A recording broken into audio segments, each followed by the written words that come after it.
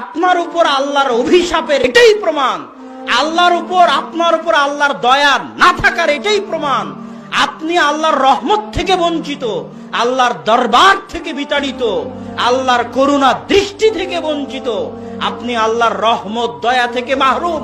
সরিষা সমপরিমাণ দয়া রহমত আপনার উপর আল্লাহর নাই, এটাই প্রমাণ। আল্লাহ আপনাকে সুদে ব্যস্ত রেখেছে, আল্লাহ আপনাকে ফজরের সালাত পড়তে দেয়নি, আল্লাহ আপনাকে তাহাজ্জুদের সালাত পড়তে দেয়নি, আল্লাহ আপনাকে গানে ব্যস্ত রেখেছে, আল্লাহ আপনাকে খারাপ কাজে ব্যস্ত রেখেছে। এটাই সবচেয়ে বড় শাস্তি আপনার জন্য, যে আপনি আল্লাহর রহমত থেকে বঞ্চিত। এটা মানুষকে বুঝতে পারতে হবে। আপনি ফজরের সালাত আদায় করতে পারছেন না মানে আপনি আল্লাহর থেকে দূরে চলে গেছেন, এটা অনুভব করতে পারতে হবে।